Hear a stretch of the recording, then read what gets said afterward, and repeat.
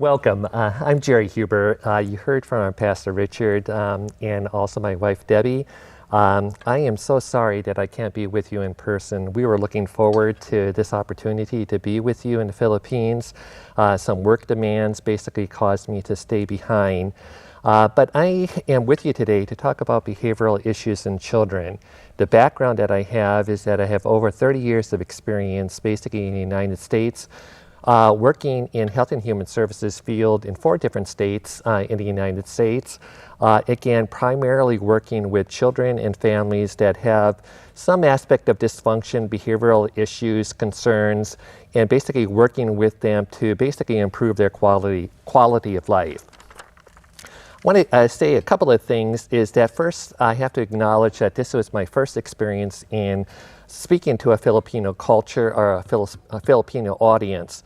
My experience and my background is in the American culture, and what I mean by that is that I'm kind of biased by the politics, the attitudes, and some of the research in mental health and some of the issues that families and children experience in the United States. I was hoping to be with you so I can talk about my own experience, but also the experience that we have in the United States and see how that resonates within the context of your own culture in the Philippines.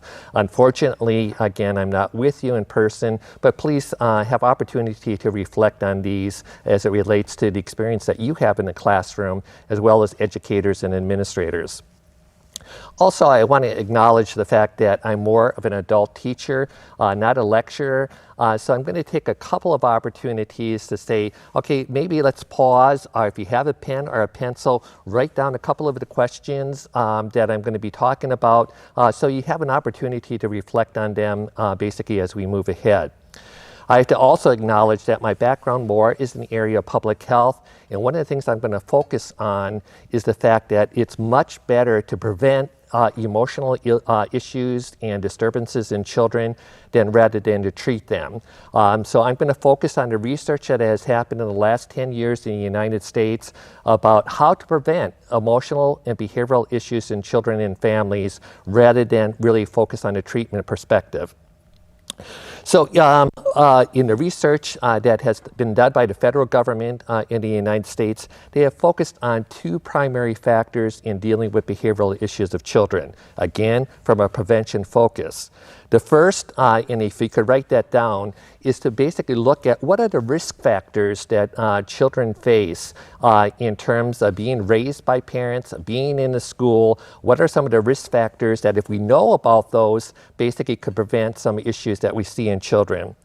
The second one, which is probably even more important, what are the protective factors that are available for families in schools and communities in making sure that families and children thrive no matter what type of culture that they're living in? So first I want to focus on some of the risk factors that really have a tendency to develop behavioral issues in children. And there are about 4 or 5 of those. The first one is basically physical health factors, physical health risk. And they include basically serious and chronic medical issues or complications associated with treatment in children. They could be a genetic vulnerability or predispositions to emotional disturbances in children. It could be head injuries.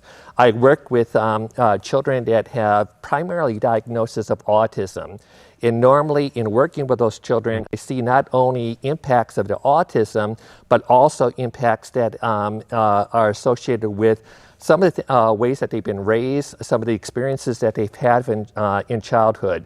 So the first thing that we really have to focus on in terms of risk factors for children is looking at basically different aspects of their physical health care.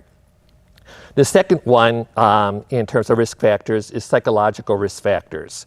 And there's a lot of these, but they include basically abuse of children. It could be physical abuse, it could be neglect, it could be sexual abuse, as well as basically poor parenting. The second one is basically parental drug or alcohol abuse, which we often see in the United States as impacting family dysfunction and basically the way that children are raised.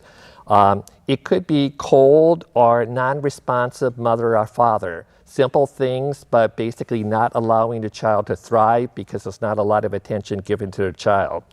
And I'm going to give you basically a handout on all these psychological risk factors, but I want to focus on one in particular that is really relevant in the last couple of years here in the United States. And those is based on research that's called adverse childhood experiences. And one of the things that we're finding out, first the definition, what is adverse child experiences? Definition says it's potential traumatic events that can have negative lasting effects on health and well-being. These experiences range from physical, emotional, or sexual abuse of children, or parental divorce, incarceration of a parent or a guardian, or there are really many others. And I was thinking about this, basically for this audience, probably all of us have experienced something within the context of our childhood that could be viewed as traumatic. And basically I was thinking for myself, one of the things that I've always have dealt with is basically fear. And I realized that that really relates to some of the experiences that I had as a child. One was I was basically sharing my faith with a gang when I was being raised in New Jersey. And as I was basically expressing my faith, a gang member basically attacked me, basically punched me in the mouth. I was bleeding all over. I thought he had a knife and basically was coming after me. Now, I share that experience because when I was thinking about this particular talk, all of a sudden, I was reflecting on that particular experience and realizing that was impacting many of the fears that I had in my life. Also, I was thinking about some of the family dysfunction that was actually occurring within my own family. One of those is that I always thought that my family was going to break up, that my father was going to leave or my mother was going to leave. And being, even though I was the youngest child in the family, I felt it was my responsibility to keep the family together. And if something did break, if the family did break up, it was my responsibility. So I want you to kind of reflect on basically your own child rearing, your own childhood experience. Is there anything that basically is impacting you today? It could be anxiety, it could be depression, it could be a number of different factors, but I think all of us have some aspect of adverse child experiences that is impacting us today. It was a little bit interesting because here in California, California has been the lead in looking at what happens with adverse childhood experiences in terms of health care. And one of the things we're finding out is that many of our adult experiences in terms of bad experiences within the context of our own health really relate to what happened as a childhood.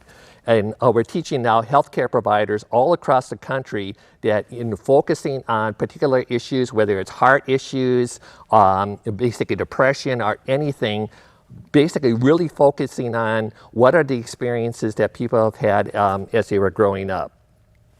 When I, again, was doing this particular study and preparing for this, I was thinking of a study that was just recently done. Actually, it was done a couple of years ago by the Federal Bureau of Investigation, FBI, here in the United States. And they were focusing on basically behavioral issues of children, but behavioral issues that led to very catastrophic events, basically school shootings. And it started back in 1999 in a town, Columbine, Colorado. And what they found out, and since then, there's been numerous school shootings basically within the context of the United States. But there are certain factors that basically are characteristic of all of the children or the youth that basically have come and experienced, had guns and actually have shot students in the schools. 62% of those that have been studied basically had significant mental health issues. Probably not a surprise, but actually I think the percentage is probably considerably higher than that. 57% of those that were involved in school shootings had interpersonal relationships or interpersonal interactions that were inappropriate. So basically being raised as a child, they were not experiencing good peer interaction. They didn't have good relationships with parents, which obviously has psychological effects in terms of basically working with them in a school setting. Then the third factor basically associated with risk factors is parental risk factors. That includes abuse. It could be child abuse, it could be neglect, it could be sexual abuse, drug, alcohol dependence, marital conflict, parental loss, parental depression. And again, the parent's influence on a child basically has a lifelong impact. Think about this basically as you're raising your children, it's not only 0 to 18 or when they leave, basically your influence on that child is going to impact their psychological health, their physical health, basically throughout their lifetime. What an awesome responsibility and a sobering thought that we have as parents, but not only as parents, but also as educators, and basically administrators in schools, in community leaders. It's important that we realize that. I always heard that, basically, even if children are dealing with issues, children are resilient. I believe that to a certain extent, but children are only resilient if they basically have the proper supports. And I'm going to be talking about the protective factors that the community needs to have in order to help children and families thrive. The fourth factor, which is an important factor in terms of risk that children face, is community and societal risk factors.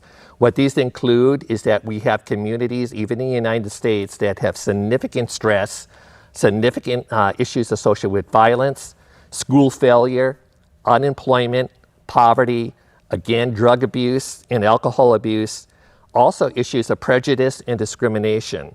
There's one community that we have in the county that I work in which we look at this, the data, and we have a disproportionate amount of youth and children even that are in our child protective system, as well as the criminal justice system. And then we were looking at the data, they're not only involved with psychological issues that lead to that intervention, but they have the worst health outcomes than any other part of our county. And you can look at anywhere, basically not only in our country, but really throughout the world, that if these community risk factors are there, associated with poverty, associated with drug, alcohol abuse, or whatever, the health outcomes and the well-being outcomes of children are going to be impacted. So part of this is really kind of depressing. We know that there's risk factors, but the research has also indicated there are significant protective factors that can happen for families and children within the context of families, schools, and community. And those are the things that we really want to focus on. And there are about 4 or 5 of them. The first one is basically every child should have a sense of identity, their own identity. That includes basically good self-esteem. Interesting research, even though it's not necessarily connected to faith community or churches, all of the research indicates that a spiritual connection for a child is critical. Also, strong emphasis in the research that a child needs a feeling of security, mastery, and control in order to develop a healthy self-esteem, self-identity as they move into adulthood. The second protective factor, first one is a sense of identity. The second one is the development of relationships. It is critical that a young child basically obviously has a relationship with the mother, with their parents, but the studies that have done here in California and really throughout the country, that the first 5 years of a child's life sets a trajectory for basically going into adolescence and going into adulthood. So a relationship with families is important, but as they develop and move away from family as they get older, relationships with role models is critical. And also relationship with peers. As I mentioned within the context of the research that was done on the school shootings, very few of those basically that were involved with the school shootings had positive peer relationships. Matter of fact, usually they were considered outcast within the context of the schools or with friends, had very little association with anybody, and that obviously led to some significant issues in their life. The third protective factor is basically what we call community connections.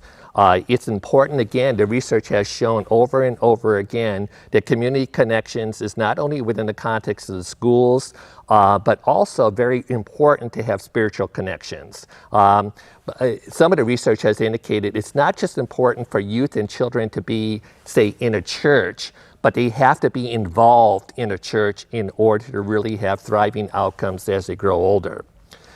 The fourth one is basically societal connections. And what that means is that if they come from a different culture, and we have many different cultures here within the context of the community in which I live in, but it's important that they have a cultural identity and basically associated with peers, families, and basically mentors within the context of their own culture. The research has indicated that if these protective factors are in place, basically the child, as they go into adolescence and into adulthood, would be able to thrive. But it's important that families, schools, community as a whole focus on these protective factors as well as some of the risk factors that children experience. Many of you probably heard, because it's an African proverb, that it takes a village to raise a child. I always quote this, but I also indicate, but it takes work and commitment to build that village. In the context of the United States, much of it is involved in looking at developing what's called systems of care. That it's vitally important that it's not only the schools that are involved with the development of the child. It's not only the family. There has to be schools, churches, businesses, government, all basically working together to developing caring communities to allow that child and the family to thrive. And if I was with you, I was going to pause for a second and think of basically you as educators, basically as teachers. What are some of the things that you are missing, or some of the things that you need to develop in working with children that have behavioral issues to really develop a system of care? I remember when my wife and I were basically in another state, I was working with adults and children that had serious mental health issues. And some of those individuals were basically in our church. We quickly realized that the church didn't have all of the resources necessary to make sure that we were really meeting the need of those individuals. And fortunately, my work in the context of Health and Human Services was basically a block away. And what we did is basically develop a relationship between the church, government, and basically the community in allowing us to develop systems of care that really care for that individual as well as for children. When I was doing this, I realized that probably the best illustration of really creating thriving communities for children and adults is what Jesus demonstrated in the New Testament. In Mark chapter 10, verses 13 to 16, basically, Jesus is with his disciples and actually just with a group of people teaching. And then a number of creative and very caring parents apparently came to him and basically brought their children to him to be blessed. And if you remember what happened, the disciples said, no, Jesus is way too busy. He has more teaching engagements that he has to do. Don't bother having Jesus really touch our blessed children. But there were 9 principles that I found out in 3 or 4 verses that really touched my heart. And I think Jesus evidenced all of the protective factors for children that I had talked about. And I'd like you to write these down if you have a chance. The first thing, if you look at Mark 10, 13 through 16, the first one that he did, he showed children are to be valued. Okay, even though with everything going around him, even though he was the Son of God and had basically responsibility to teach and basically proclaim the kingdom of God, he said, no, bring the children to me, for they are to be valued. The second thing he showed us as parents and as educators, as well as teachers, he showed that parents and adults are to give children the value and the priority of time. And so it didn't matter to him that, I don't know how many children were there. It could have been hundreds of children. We don't know. But he took personal time with each one of them, as much as we have to do, again, as adults caring for children. The third thing that Jesus did, he showed adults the importance of being, not doing. That's critical. Children are not necessarily going to give back, but they had the opportunity to basically be with Jesus and understand that they're valued for who they are, not necessarily what they do. The next one, he also showed the importance of developing a relationship with children that is unconditional.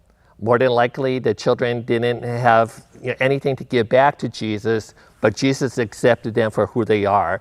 And a lot of our caring, a lot of our love, a lot of our importance on children is based on how they do. Are they doing well in school? Are they doing well in relationships? But Jesus indicated that it's unconditional love. It's unconditional caring that basically is going to allow children to thrive. The next one, he demonstrated the importance of touch. Okay, and that's a whole other research that has indicated that touch is vitally important for children. Not just touch, physical touch, but Jesus did physically touch each one of them according to what the scriptures say, but he also touched their spirit. So touch, basically both body and spirit, was relevant for the children. Next, he blessed the children, and what blessing means in the Old Testament and New Testament, he was calling out each of their individual gifting and uniqueness of the child. Again, I don't know if there was 100 children, there were 5 children, but he took the time to bless each one of them, to give them basically a calling out of their gifting and uniqueness. And it was interesting in the scripture, he showed his own disciples what humbleness really is. And he basically indicated that humbleness and humility is a condition to enter into the kingdom of God. It was interesting, right before this passage, the disciples came to Jesus and said, "Who is the greatest?" And it was Jesus that brought the children to him to basically demonstrate what humility and humbleness is.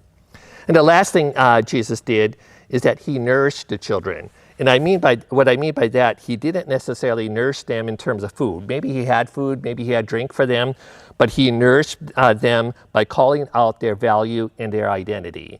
Everything that basically the research has indicated in terms of how to create or how to help nourish children and help them to thrive, Jesus demonstrated in this simple passage here in Scripture. And so I want to talk a little bit about, well, you could say that's great. Basically, we can protect children. We can look at the risk factors associated with children. But I still have children in my classroom that are acting out. I still have children that I'm working with families that I know that they're having emotional issues. What can I do? The research has indicated that we can reverse the course of children's emotional issues by really focusing again on these risk and protective factors. And again, I want to focus on the fact that we can't do it alone. We basically have to develop or build that village of support for children within the context of our own communities. We need to follow basically Jesus' example. He knew the importance and the value of children basically for the first 5 years of life in order to help them thrive. I want to basically also indicate that there's some handouts that I'm going to provide to Pastor Richard in terms of, Pastor Debbie mentioned some assessments that you can do. There's much more detail within the context of risk factors that children experience, much more detail in terms of the protective factors that families and schools and community can have. So I'm going to refer you basically to the website on specific behavioral issues that you may be dealing with children. And also, I think it's important that each one of you take your own assessment on adverse childhood experiences. It basically takes 5 or 10 minutes, and so you would have basically the contact in the website to allow you to do that. And finally, I just want to really focus on some tips in addressing some of the behavioral issues with children, and just 3 that I want to leave behind you. One is don't try to do it alone. I mentioned that before. It's not just the church's responsibility, the school's responsibility, our government's responsibility, or even the family's responsibility. In order to help children thrive, we have to basically create that village. The second thing that we're realizing is that it's important as children are maturing that we have opportunities to do what we call developmental screening for children.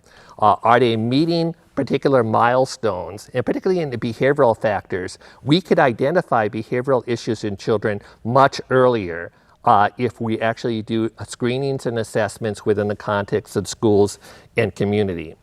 And the last thing, basically, that's vitally important, we need to create what we call wraparound services for children. What that means is that basically there's opportunities that would be in the community, whether that's peer groups, whether that's churches, whatever that may be, to make sure that all of the children's needs and the family's needs are being developed. And so again, I just want to thank you for being here. I hope that you have time to kind of reflect on some of the things that Pastor Debbie, Pastor Richard had talked about, as well as some of the key things on risk factors and developmental factors associated with children, and more importantly, the protective factors for children. Again, I apologize that we're not here with you. We would love to be with you, but hopefully you got something out of this. Thank you.